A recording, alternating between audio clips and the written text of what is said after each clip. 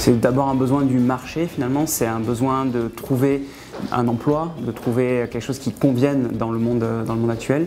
Et les MOOC, eux, sont agiles parce qu'ils peuvent être produits et mis à jour rapidement et ils peuvent être faits aussi à leur rythme et depuis n'importe où dans le monde.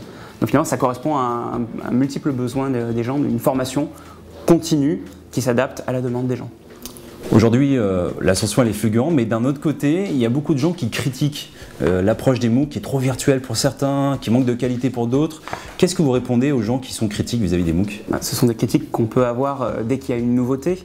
Et la nouveauté, au départ, elle n'est pas forcément très bien maîtrisée par les acteurs. Donc il faut un temps d'adaptation pour que les acteurs eux-mêmes apprennent à formaliser leur formation. Mais clairement, nous, ce qu'on a compris, c'est que la qualité des formations était indépendante du fait qu'elles soient présentielles ou en ligne. Ce n'est pas un débat présentiel ou en ligne, c'est un débat de la qualité de la formation tout court. Et on a des bonnes et des mauvaises formations en présentiel et en ligne. Le but est simplement de trouver la meilleure méthode pour que ces formations en ligne soient de qualité et amènent vers un emploi ou vers un impact sociétal qui soit mesurable et suffisant. Trouver un emploi, voire retrouver un emploi, puisque je crois savoir que aujourd'hui, vous ne vous cantonnez pas de former des jeunes ou des gens qui vont s'insérer sur le marché. Vous accompagnez aussi Pôle emploi et vous allez former 100 000 chômeurs.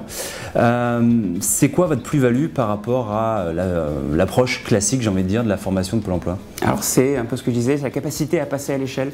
Quand on parle de former 100 000 personnes, nous, ça ne nous fait pas peur, puisqu'on a les outils, puisqu'on a la technologie, aussi bien la technique et l'humain, qui peut suivre derrière pour former 5 000 personnes. On n'est pas contraint par les 4 murs et par la durée, vous savez, une date de début, une date de fin, et si tu l'as raté, c'est trop tard.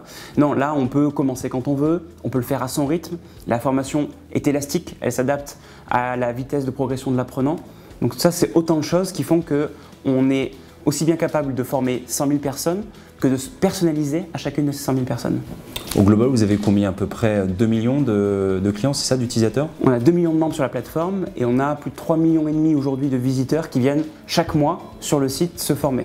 On a un peu plus d'1 millier de cours et des dizaines de parcours de formation qui amènent directement vers un certificat qui peut être diplômant, reconnu par l'État, qui est strictement le même d'ailleurs aujourd'hui qu'une formation traditionnelle. Alors du coup, quelles sont les prochaines étapes pour multiplier ce chiffre et passer de 2 à 4, voire 6 millions d'utilisateurs? Alors il y a 2 axes principaux. On va avoir les thématiques.